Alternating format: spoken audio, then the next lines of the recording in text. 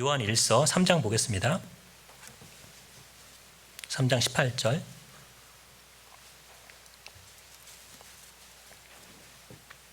18절 한 절 같이 읽겠습니다. 자녀들아, 우리가 말과 혀로만 사랑하지 말고 오직 행함과 진실함으로 하자. 사랑을 하는데, 서로 사랑하는데 말로만 하지 말고 혀로만 하지 말고 행함과 진실함으로 하자. 진실되게 행하라는 것이잖아. 그럼 어떻게 행하라는 것일까? 보통 사람들은 사랑을 받으면 행복하다고 생각을 하잖아요. 사랑을 받을 때 행복을 느끼잖아요. 그래서 어릴 때는 부모님에게 사랑을 받기를 원하고, 좀 크면은 이제 친구들에게 사랑을 받기를 원하고, 결혼하면은 남편에게 사랑을 받기를 원하고, 아내에게 사랑을 받기를 원하고, 좀 더 나이가 들면 이제 자녀들에게 사랑을 받기를 원하고, 그리고 교회당에 오면은 형제 자매들에게 사랑을 받기를 원하죠. 근데 성경에서는 사랑을 받으라 했을까요? 사랑을 하라 했을까요? 성경에서는 하나님이 주시는 사랑은 받으라 그랬고요, 형제 자매끼리는 사랑을 하라고 했습니다. 사랑을 받아서 사랑을 하라고 했던 거예요. 교회당에 와서 사랑을 받으라고 하지 않았습니다. 사랑을 하라고 그랬어요. 왜 그러냐면 사랑을 받는 것보다 사랑을 하는 것이 훨씬 더 큰 기쁨이기 때문에 그런 거예요. 그래서 사랑을 하라고 했던 것이죠. 사랑을 해야긴 해야 되는데 사랑을 어떻게 하라는 것일까? 좀 막연할 수가 있습니다. 근데 우리가 사랑하면 떠오르는 단어가 이제 희생이잖아요. 희생. 그런데 희생과 사랑이 일치가 되지는 않습니다. 왜 그러냐면 이제 가정의 예를 들어보자면 남편이나 아내는 그 가족들을 사랑하잖아요. 그래서 가정을 위해서 희생을 하잖아요. 남편은 돈을 열심히 벌어서 그 돈으로 어떤 가정 경제를 이루어 나가고 희생을 하고, 사랑의 모습이잖아요. 그리고 또 아내는 가족을 위해서 또 희생을 하고 자녀를 돌보고 집안일을 하고 빨래를 하고 뭐 살림을 하고, 이런 것들이 희생의 모습이잖아요. 그런데 그런 모습 자체가 사랑의 모습이라고 보기는 어려워요. 왜냐하면 사랑이 식었는데 그런 모습들은 계속 할 수가 있거든요. 만약에 남편이 가족을 사랑하는 마음이 식었어요. 하지만 돈은 여전히 벌어다 주고 있어요. 희생을 하고 있죠. 아내가 가족을 사랑하는 마음이 식었습니다. 하지만 여전히 그 아내는 가족들을 위해서 빨래를 하고 청소를 하고 밥을 하고 살림을 하고 있죠. 그러니까는 사랑이 없이도 희생은 가능합니다. 그래서 사랑과 희생이 일치되는 단어는 아니지만, 하지만 사랑에는 희생의 모습이 반드시 이제 들어가야 되는 것이잖아요. 우리가 사랑을 해야 되는데 어떤 것이 참된 사랑일까? 참된 사랑이라는 것이 뭘까? 그냥 내가 희생만 하면 그게 사랑일까? 참된 사랑이라는 것은 이런 겁니다. 내가 어떤 사랑하는 대상이 있으면 이 대상이 잘 되는 것을 바라고 그것을 위해서 내가 희생을 했을 때 그것을 참된 사랑이라고 할 수 있어요. 그런데 내가 잘 되기 위해서 남의 희생을 강요한다면 그거는 사랑이 아니에요. 사랑이라는 것은 내가 사랑하는 대상이 잘 되기를 바라고 그것을 위해 내가 희생을 했을 때 그것을 사랑이라고 하는 것이고, 내가 잘 되기 위해서 남의 희생을 강요하고 있다면 그것은 사랑이 아닌 이기심이라고 할 수 있겠죠. 잘 된다는 건 뭘까요? 잘 된다. 자녀를 사랑하시잖아요. 자녀가 잘 되기를 바라시잖아요. 그러면은 자녀가 잘 된다는 게 뭐예요? 자녀가 공부를 잘하는 겁니까? 아니면 자녀가 좋은 직장을 가지고 결혼을 잘해서 돈을 많이 벌고 행복하게 살아가는 게 그게 잘 되는 겁니까? 그런 것들은 세상 사람들은 그게 잘 되는 것이죠. 하지만 그리스도인들은 그런 것을 잘 되는 것이라고 생각하지 않습니다. 잘 된다라는 것은 이런 것이에요. 내가 사랑하는 사람이 하나님의 말씀에 순종하는 것, 이게 잘 되는 것이에요. 그게 참된 사랑이죠. 그래서 사랑이라는 것은 내가 사랑하는 사람이 하나님의 말씀에 순종하도록 도와주는 것을 위해서 내가 희생하는 것, 이것이 참된 사랑이라고 할 수 있죠. 그 사랑을 하나님이 우리에게 보여주신 거예요. 4장 9절 보겠습니다.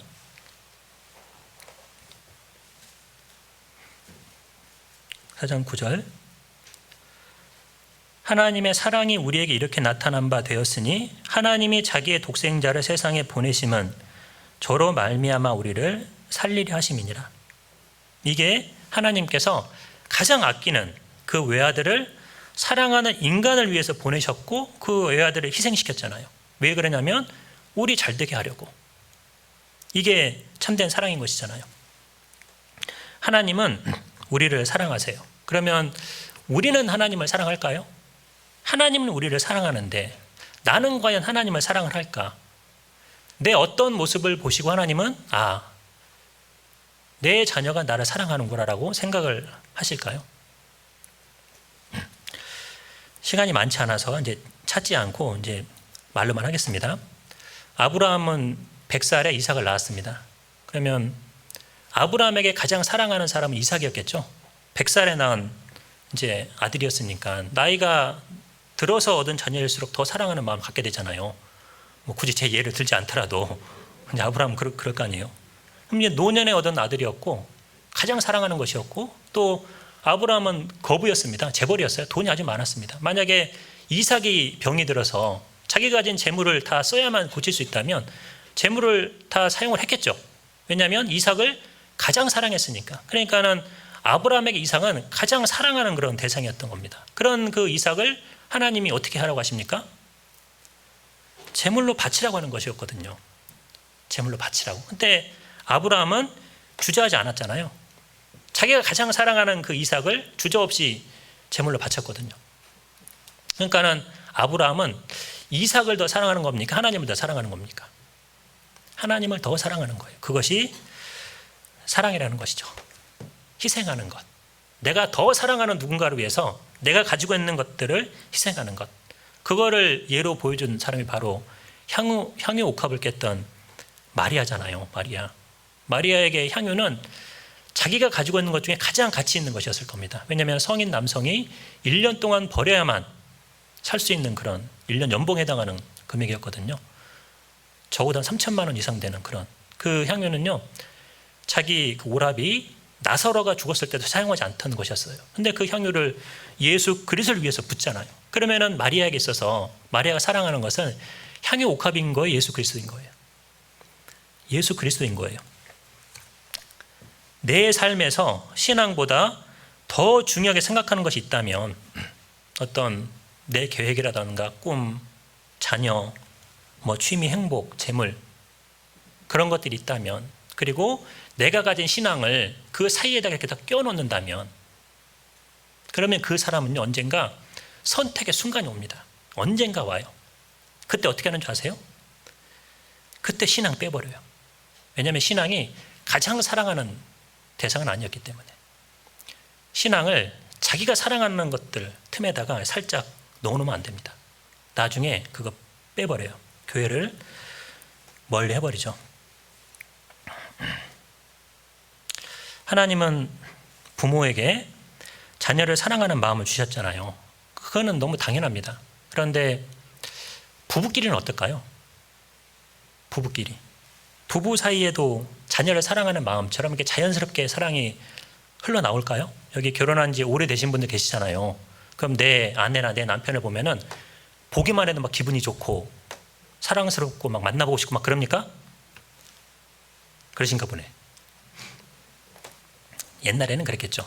근데 지금은 이제 그만큼은 아닐 겁니다. 내 자녀를 사랑하는 만큼의 사랑이 배우자에게 나오지는 않습니다. 그래서 부부 사이에는 상당한 노력이 필요합니다. 사랑을 유지하기 위해서. 그래서 오래 살아도 서로 참 맞추기 어려운 게 이게 부부 사이인 것 같아요. 이제 서로 이제 희생을 강요한다면 누구가 누구의 희생을 강요한다면 그거는 배우자를 사랑하는 모습은 아닐 거예요. 왜냐하면 사랑이라는 것은 이 배우자가 잘 되는 것을 바라고 내가 희생할 때 사랑인 것인데 내가 편하고자 내가 좀 잘 되고자 상대방 희생을 강요하고 있다면 그거는 사랑의 모습은 아니잖아요. 그건 이기적인 모습이지. 부부끼리 사랑은 이제 많은 노력이 필요합니다. 그런 것 같습니다. 그런데 자녀도 사랑을 해야 되는데 자녀를 사랑한다는 것은 뭘까요? 자녀도 마찬가지로 하나님의 그 자녀를 그 하나님 만드신 목적이 있잖아요. 그 하나님의 말씀에 순종하도록 도와주는 게 그게 이제 자녀를 사랑하는 거예요. 그러니까는 자녀가 궁극적으로 잘 되는 길, 천국에서 그래서 구원받도록 도와줘야 되고 신앙생활을 잘하도록 도와줘야 되고 이것이 그 부모가 자녀에 대한 참된 사랑이라고 할 수 있습니다. 그런데 마치 그냥 공부만 시키려고 그러고 그거는 참된 사랑의 모습이 아니잖아요. 세상 부모들도 그렇게 하고 있는데 세상 부모가 하는 사랑이 참된 사랑은 아닌 것이잖아요. 베드로전서 4장 보겠습니다.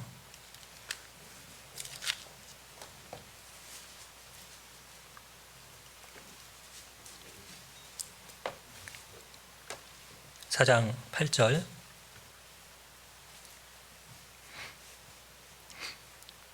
사장 8절 한 절 같이 읽겠습니다. 무엇보다도 열심으로 서로 사랑할지니 사랑은 허다한 죄를 덮느니라. 서로 사랑해라. 형제자매끼리도 서로 사랑하라는 것인데, 그런데 열심으로 하라고 그랬죠. 열심으로. 왜 열심으로 하라고 그랬을까요? 그렇게 쉽게 안 나오거든요. 사랑이 좀 어렵습니다. 잘 안 나와요, 사랑이. 그래서 열심으로. 우리 형제님들은 직장에서 일을 합니다. 일을 하고 싶어서 합니까? 해야 하기 때문에 합니까? 해야 하기 때문에 하는 거예요. 그래서 열심히 하잖아요. 자매님들은 집에서 살림을 하시죠. 살림을 하고 싶어서 하는 겁니까? 해야 하기 때문에 하는 겁니까? 해야 하기 때문에 하는 거예요. 하고 싶어서 하는 사람이 누가 있어요? 해야 하기 때문에 하는 겁니다. 그렇기 때문에 열심히 하는 것이잖아요. 사랑을 왜 합니까? 해야 하는 것이기 때문에 하는 거예요. 그래서 열심으로 하라는 거예요. 열심으로. 하고 싶은 일을 해야 하는 것처럼 사랑도 열심히 하라는 것이죠. 교회 안에 보기 싫은 사람이 있을 수도 있어요. 하지만 열심히 서로 사랑해야 돼요. 보기 싫은 사람이라고 해서 외면해버리고, 보기 싫은 사람이라고 인사도 안 하고 지나쳐버리고, 멀리 보이면 피해버리고, 연말 되면 같은 구역 안 되게 기도하고, 그게 사랑의 모습일까요? 열심히 서로 사랑하라고 그랬는데 몇 년 동안 그러고 있다면, 몇 년 동안 교회 안에서 그분은 말씀을 뭘 배운 걸까요? 여기 서로 사랑하라고 그랬는데, 그래서 사랑하는 마음을 달라고 그렇게 기도를 해야 돼요. 우리는 누구나 허다한 죄를 다 가지고 있습니다. 누구나 가지고 있어요. 허다한 죄를. 그런데 그 죄를 갚는 것이 무엇이라는 겁니까? 사랑이라는 겁니다. 사랑은 허다한 죄를 덮느니라. 우리 각자 죄를 들춰내려면 많은 날들이 필요할 거예요. 그런데 사랑을 열심히 한다면 그 죄가 덮어진다라는 것이죠. 연말이 되었을 때 어떤 형제님을 생각했을 때, 어떤 자매님을 생각했을 때 생각나는 것이 흠이라면, 결점이라면 그분은 죄를 덮고 있는 것은 아닐 거예요. 사랑은 없는 것이겠죠. 요한 1서 4장 보겠습니다.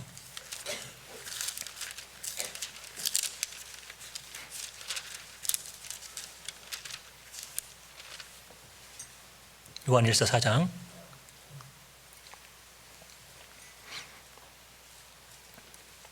11절.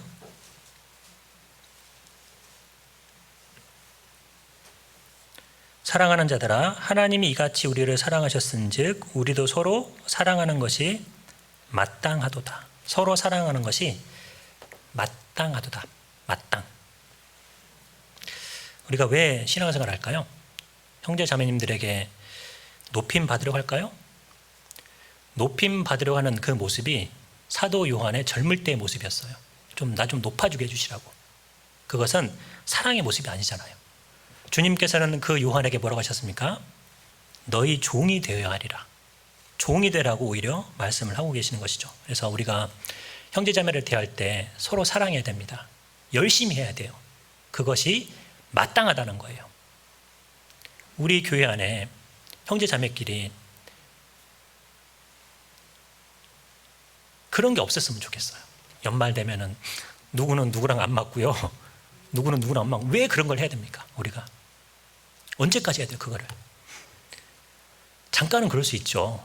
근데 몇 년간 해야 돼요. 몇 년간 그거를 서로 사랑해야 돼요. 그것이 마땅하다는 겁니다. 그래서 내가 좀 말하는 것이, 내가 하고 싶은 말이 상대방에게 유익이 되는 말인가, 내가 지금 하고자 하는 말과 행동이 이 형제 자매를 사랑하는 그 바탕에서 나오는 얘기인가, 그걸 생각을 해봐야 되거든요. 사랑하는 바탕에 있을 때 그 얘기를 해야 되는 것이에요. 근데 그냥 책망만 하고 싶은 거예요. 지적만 하고 싶은 거예요. 조언만 하고 싶은 거예요. 사랑은 없이. 그런 사랑은 천사의 말을 할지라도 시끄러운 소리밖에는 안 된다는 것이죠. 이 사도 요한은 젊은 시절에 우리의 아들이었습니다. 아주 열정이 넘쳤던, 약간은 과격했던, 그리고 십자가 아래 유일하게 있던 그 사도가 바로 사도 요한이었고, 그리고 예수님이 부활하셨을 때 무덤으로 가장 먼저 달려간 제자가 있거든요. 그게 사도 요한이에요. 베드로와 요한이 달려가거든요. 정말 열정이 많았던 그런 사도였습니다. 하지만 사랑의 사도는 아니었어요. 말년의 사도 요한의 모습은 사랑의 사도였습니다. 왜 변했을까요? 수십 년간, 60년 이상 동안 목회하면서 교회 안에 가장 필요한 것이 사랑이라는 것을 이제 깨달았던 겁니다. 그래서 이제 우리도 교회 안에 있으면서 사랑의 힘으로 전도하고 그리고 사랑의 힘으로 봉사해야 돼요. 그런 교회를 통해서 전도가 되는 것이지 사랑은 없이 그냥 형제자매끼리 그냥 반목, 불평, 불만 이런 것들이 그냥 그렇게 많은데 어떻게 교회가 성장을 하겠어요? 무엇보다도 열심으로 서로 사랑할지니 사랑은 허다한 죄를 덮느니라. 우리는 말세를 사는 성도들이에요. 그래서 정신을 차려야 됩니다. 정신을 차리고 살아야 하는데 세상이 우리를 이간질하죠. 사랑하지 못하도록. 그것을 막으라는 것입니다. 열심으로 서로 사랑해라. 그 사랑이 마땅하다라는 겁니다. 그럴 때 교회 안에 문제가 사라지고 성장하는 교회가 된다는 것이죠.